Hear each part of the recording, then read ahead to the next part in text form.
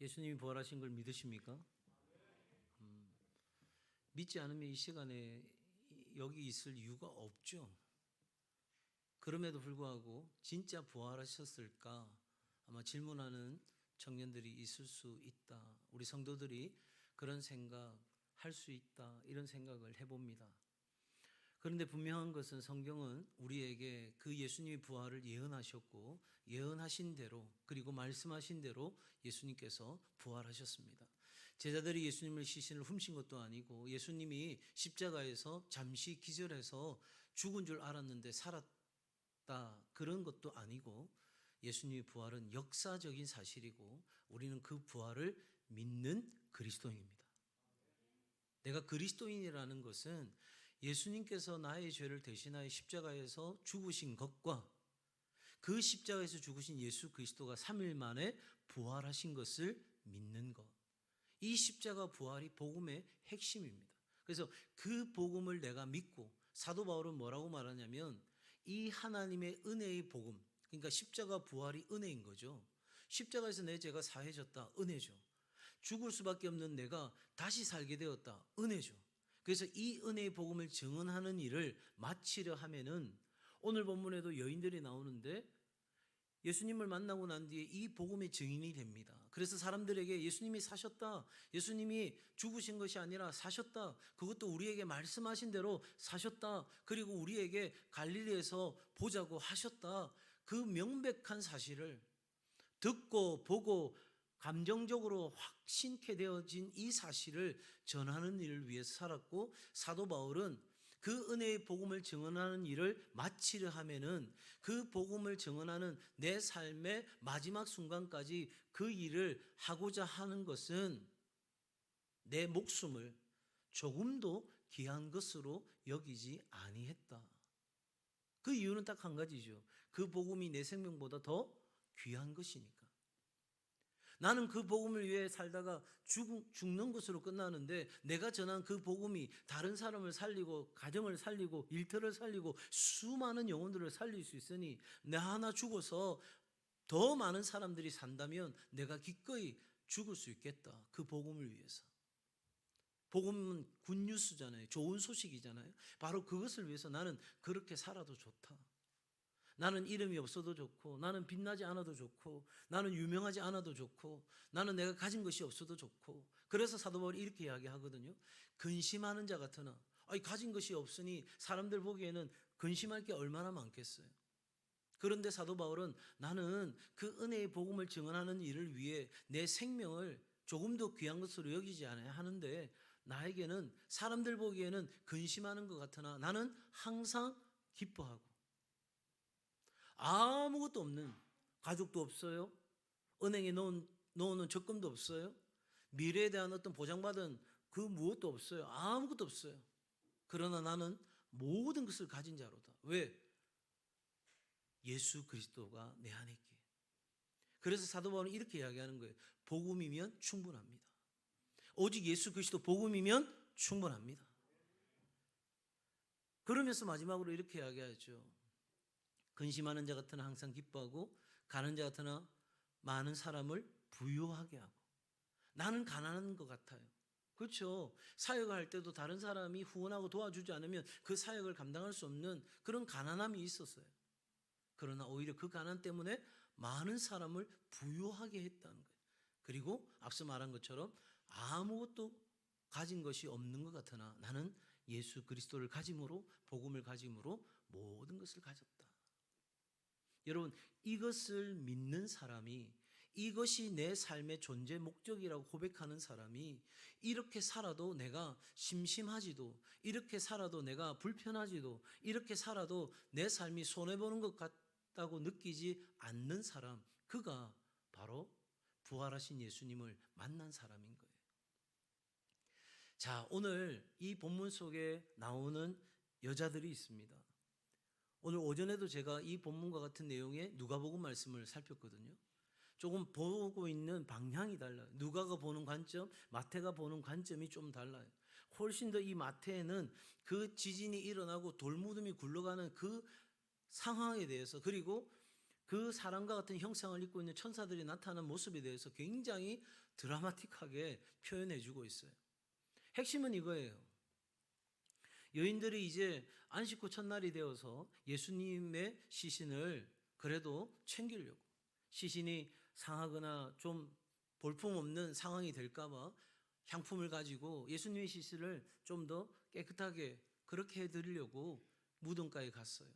그런데 그 앞에 있는 무덤의 돌이 굴러진 거예요. 전혀 생각하지 못했던 일이 벌어진 거죠. 누가 이 돌을 좀 옮겨줄 수 있을까 생각했어요. 그런데 돌이 옮겨진 거예요. 거기에 대한 내용이 마태복음에는 굉장히 자세하게 기록되어 있죠. 어떻게 옮겨졌는지, 뭐 번쩍번쩍하고 뭐 이상한 형상도 나타나고 그러면서 엄청난 일이 일어난 거예요. 자, 이제 이 상황에서 예수님 계신 그 무덤으로 들어갔는데 더 놀래 자빠질 일이 생긴 거예요. 뭐냐면 있어야 될 예수님의 시신이 보이지 않는 거예요. 자, 여기서부터 우리 청년들에게 제가 질문하고 싶은 것이 있습니다. 첫째, 여러분은 무덤에 있는 예수님을 찾으십니까? 아니면 살아 부활하신 예수님을 찾으십니까? 여러분 어떤 예수님을 기대하십니까? 그냥 우리 상식과 우리의 어떤 경험치, 우리가 알고 있는 어떤 범위 내에서 이해할 수 있는 만큼의 예수님을 생각하십니까? 아니면 여러분 죽은 자가 부활한다는 전혀 우리의 이성을 초월하고 우리의 경험을 뛰어넘고 우리의 어떤 지금까지 배웠던 그 모든 지식을 다 무너뜨리는 죽은 자가 어떻게 삽니까? 여러분 죽은 자가 어떻게 살아나느냐고요. 그것도 누가 살린 게 아니라 스스로가 그렇게 사는 자가 되는 일이 여러분 이 역사에 일어날 수 있는 일입니까? 여러분에게 묻는 건 이거예요. 그냥 무덤 속에 있는 예수님 믿느냐 아니면 살아나신 부활하신 예수님 믿느냐 이 차원이 아니고 여전히 나는 내 생각대로 여러분 여기 나오는 여자들도 그날 예수님이 부활할 거라고는 생각조차 안 했습니다. 예수님께 말씀 들었어요. 예수님께서 분명히 말씀하셨어요. 인자가 이르되 인자가 말하되 죽은 지 3일 만에 내가 부활해야 한다고 예수님이 분명히 말씀하셨어요. 그런데 그 말씀 잊어버리고 있었어요. 그래서 누가는 뭐라고 기록합니까? 천사가 이야기하죠. 그 하신 말씀을 너희가 기억하라고 이야기합니다. 그러니 믿음이 있다고 생각되는 이 여인, 사실 생각해 보십시오. 예수님 따라가면 죽는 거예요. 똑같은 입장이 처해질 수 있는 겁니다. 그래서 제자들은 다 도망갔어요. 그런데 안식 후 첫날에, 안식일 날은 뭔가 할 수 없는 유대인들의 율법의 규정상 그들은 안식일에 집에 있었습니다. 그리고 안식일이 지나자마자 새벽 이른 아침에 누구도 그 시신을 찾으러 오지 않는 그 무덤가에 이 여인들이 용기를 내고 왔어요. 그들에겐 용기도 있어요. 그리고 믿음도 있어요. 예수님을 향한 사랑도 있어요. 그리고 헌신도 있어요. 그런데 여러분 딱 거기까지예요. 뭐예요? 내 이성으로 내 생각으로 이해될 수 있는 만큼의 예수님을 믿는 거예요. 그냥 무덤 속에 있는 그 예수님 찾아온 거예요. 부활하신 예수님 찾아온 게 아니라 그런데 천사가 나타나서 이야기하는 거죠. 너희는 지금 누구를 찾느냐? 무덤에 있는 예수를 찾느냐? 아니면 너희에게 예언한 대로 말씀한 대로 약속한 대로 부활하신 예수님을 찾느냐? 묻는 거예요. 그 부활하신 예수님은 우리의 이성을 뛰어넘습니다. 우리의 경험과 우리의 어떤 지식과 우리가 생각하는 어떤 수준의 정도를 돌파해내는 그 차원의 삶의 이야기입니다. 전혀 우리가 이 땅에서 인간의 어떤 이성의 차원으로서는 이해될 수 없는, 받아들여질 수도 없는 그런 이야기입니다. 그런데 우리는 과연 그 예수님을 오늘 이 시간 찾고 있느냐는 거죠. 어떤 예수님을 찾는지에 따라서 우리 인생은 완전히 달라지는 거예요. 내 상식의 범위를 벗어나지 않는 예수님, 그냥 무덤 속에 있어야 되는 예수님. 그래서 나의 헌신과 나의 믿음과 나의 사랑의 정도만으로도 충분히 예수님께 드릴 것이 있는 그런 존재로서의 예수님이 아닌 사랑하는 우리 청년들이 부활하신 예수님, 우리의 이성과 우리의 지식과 우리의 경험과 모든 걸 뛰어넘는, 심지어 우리의 기대보다도 더 뛰어넘는 위대하신 부활의 능력의 하나님을 만나는 은혜가 있기를 주의 이름으로 축복합니다. 사랑하는 여러분, 내가 열심히 노력해서 대학은 내가 삼류대학 다니지만 대학원은 내가 인류대학원을 가고 내가 박사학위를 따고 내가 원하는 회사에 취업을 하고 내가 원하는 가정을 꾸리고 그렇게 해서 잘 먹고 잘 살면 내 인생에 진짜 행복한 일이 있을 거야. 우리는 일반적으로 다 그렇게 생각하죠. 근데 여러분, 저는 우리 청년들이 도전합니다. 비록 우리의 삶이 지금 루저 같은 인생이라 할지라도, 보잘것없는 인생이라 할지라도 부활하신 예수님 만나면 우리의 지금의 삶의 자리를 뛰어넘는 위대한 일을 하나님이 이루어 가실 수 있습니다. 이루어 가실 수 있습니다. 여러분이 믿으면 그 역사는 일어나는 거예요. 그런데 믿지 아니하고 저 문을 놨으면 여전히 무덤에 있는 예수님 찾으러 가는 그 정도의 신앙으로 간다 하면 여러분 달라질 건 미안하지만 아무것도 없어요. 이 자리에 이 시간에 나와 예배 드리고 하나님 앞에 찬양하고 나아가지만 우리 인생 가운데 변화될 건 아무것도 없어요. 정말 여러분을 사랑하는 마음으로, 여러분을 축복하는 마음으로 이 시간 선포합니다. 무덤에 있는 예수가 아니라 부활하신 예수님을 찾는 은혜가 있기를 주의 이름으로 축복합니다. 자, 그런데 오늘 참 놀라운 게 하나 있어요. 그건 뭐냐면 천사도 그러고 예수님도 그러고 부활하신 그 예수님을 제자들 보고 어디에서 만나자고 하세요? 갈릴리에서 만나자고 하세요. 아니, 갈릴리가 어떤 곳인데요? 저도 뭐 적다면 적고 많다면 많을 수 있는 여러 가지 해외여행의 경험들이 있는데 뭐 캐나다 밴쿠버든지 미국의 로스앤젤레스든지 또 뭐 싱가포르 뭐 여러 곳 참 좋은 곳이 많이 있죠. 근데 갈릴리가 그렇게 좋은 곳은 아니죠.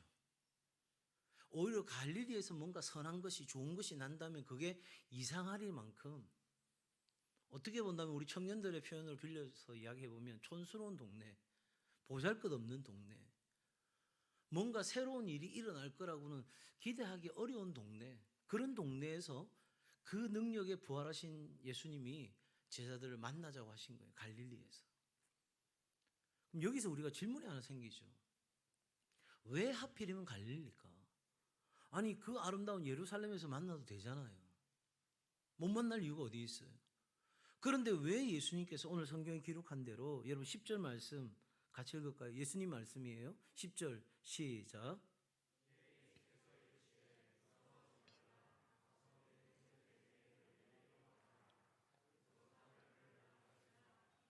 네. 첫 번째는 우리에게 분명히 물으셨어요. 무덤에 있는 예수를 찾느냐, 부활하신 예수를 찾느냐. 여러분에게 제가 그 말씀대로 물었어요. 두 번째, 여러분은 갈릴리에서 예수님을 만나려고 합니까? 이렇게 묻고 싶어요. 갈릴리는 앞서 말한 것처럼 보잘것없는 동네예요. 그런데 그 갈릴리가 어떤 동네입니까? 예수님의 제자들이 예수님으로부터 부르심을 받은 곳이 갈릴리입니다. 그냥 평범했던 어부들, 먹고 사는 것이 일상의 전부였던 사람들, 그 사람들을 불러서 이제는 사람 낚는 어부로 만들겠다고 그렇게 하나님이 콜링하신 자리가 바로 갈릴리인 거예요. 여러분을 향해서 하나님은 지금도 애타게 부르고 계십니다. 누가 나를 위해서 하나님과 무너진 이 세상에 결렬된 틈에 서서 이 세상을 멸하지 못하게 할 하나님의 사람, 기도의 사람, 그 중보의 사람, 정말 그 사명을 감당하는 사람을 내가 찾고 있다고 우리 하나님 말씀하시거든요. 이제 여러분 우리가 코로나 팬데믹을 지나면서 뉴노멀이라고 하죠. 새로운 기준입니다. 적어도 이전과는 완전히 다른 기준들이 생겨나는 시점입니다. AI가 어느 정도 발달했는지 이제는 우리가 공상과학 영화에서 보던 것처럼 그 AI에게 내 생각을 질문해도 대답할 수 있을 만큼의 일들이 일어나고 있고 그 발전은 정말 우리의 상상을 초월할 만큼 발전합니다. 그래서 그 기술을 개발한 사람들조차도 이렇게 이야기합니다. 두렵다는 겁니다. 그런 시대가 되었습니다. 여러분 이 뉴노멀의 시대 속에서도 하나님은 여전히 하나님의 사람을 찾고 계시는데 그 사람은 누구냐면 바로 인생의 척박한 땅 그 갈릴리에서 아무것도 기대할 수 없었던 그 갈릴리에서 예수 그리스도를 만나고 예수 그리스도 그 말씀 하나에 인생을 걸 수 있는 바로 그 사람, 그 젊은 청년을 오늘 이 시대도 찾고 있다 하는 것입니다. 사랑하는 우리 청년들에게 도전합니다. 믿음 안에서 좀 더 무모해지기를 도전합니다. 그냥 허탈한, 허황된, 말도 안 되는 그런 꿈을 꾸는 게 아니라 정말 하나님의 나라와 비전을 꿈꾸는, 그래서 누구보다도 치열하게 살아가고 누구보다도 치열하게 믿음 안에서 하나님 말씀이 그러한가 하여 날마다 베레아에 서는 사람처럼 상고하고 그 말씀 안에서 진리를 찾아가는 작업이 늘 언제나 이루어지는 바로 그 사람. 그래서 이 시대 다시 한번 갈릴리에서 놀라운 사명을 다시 재발견하고 일어설 수 있는 바로 그 사람. 여러분들이 한 번도 갈릴리에서 예수님을 만난 적이 없다면 바로 오늘 이 시간이 갈릴리가 되기를 주님의 이름으로 축복합니다. 그때의 우리의 갈릴리가 위대한 갈릴리가 되는 거예요. 세상을 뒤집어 엎어버리는 갈릴리가 되는 겁니다. 여러분, 예수님으로부터 시작되었던 그 하나님 나라 복음이 여러분 정말 어설픈 제자 12명에게 전해졌고 그 12명이 받았던 그 말씀이 충성된 사람들에게 전해졌고 그 충성된 사람에게 전해졌던 그 복음이 오늘 우리에게까지 이 복음이 전해진 겁니다. 셔우드 홀 선교사의 가족은 이 땅에서 생명을 다 잃었습니다. 그들은 의사였습니다.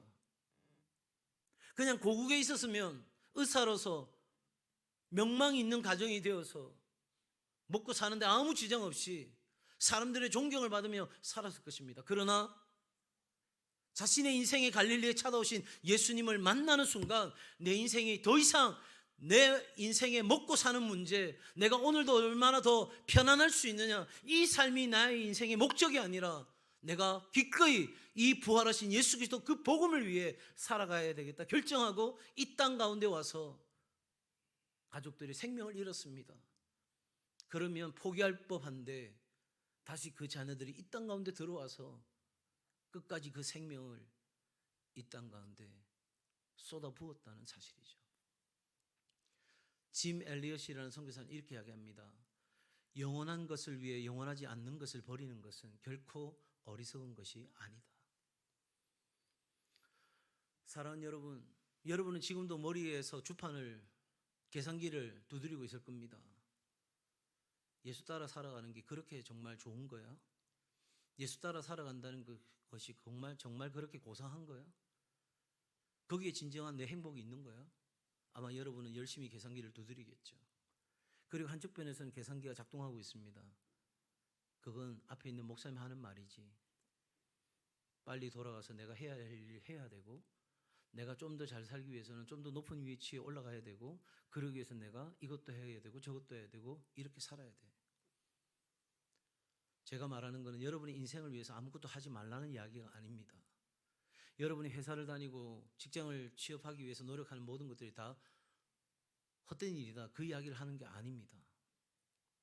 여러분이 취업을 해야 될 이유도, 오늘 내가 살아가야 될 이유도 갈릴리에서 만나자고 하셨던 그 예수님을 만나는 그 은혜로부터 시작되는 삶이 되기를 주의 이름으로 축복합니다. 세상의 사람들은요, 현실을 현실로 살아냅니다. 그러나 그리스도인은 이 현실을 은혜로 살아내는 사람들인 거예요. 그러면 은혜는요, 내가 만들어내는 게 아니에요. 은혜는 받을 자격도 갚을 능력도 없는 우리에게 베풀어 주시는 것이 은혜입니다. 그러니 사랑하는 여러분, 갈릴리로 가면 됩니다. 그냥 무덤에 있는 예수님 거기까지만 생각하지 말고 이제 부활하신 예수님 만나려고 내 삶의 자리로 다시 서서 하나님 만나는 그 은혜 가운데 갈릴리에서 주님 만나는 우리 청년들 다 되기를 주의 이름으로 축복합니다. 그래서 여러분이 진짜 여러분 때문에 세상이 살만 나는 세상이 되고, 여러분 때문에 머무는 그곳이, 여러분이 있는 직장이 정말 여러분 때문에 복을 받고, 여러분과 함께하는 가족들이, 여러분이 좀 더 이제 성장하고 또 이제 결혼 정년기에 있는 분들이 좋은 사람을 만나 아름다운 가정을 이룰 때 여러분이 뜻을 세우고 살아가는 것 때문에 여러분의 자녀가, 여러분의 자손들이 복을 받을 수 있는 그런 멋진 인생을 바로 지금 이 울산 동성교회 갈릴리에서 부활하신 예수님 만남으로 시작하는 은혜가 있기를 주의 이름으로 축복합니다. 그 은혜를 따라 멋지게 살아가는 우리 청년들 되기를 늘 기도하겠습니다. 우리 청년들 그렇게 승리하고 아름다운 믿음의 걸음을 걸어갈 수 있기를 주의 이름으로 축복합니다.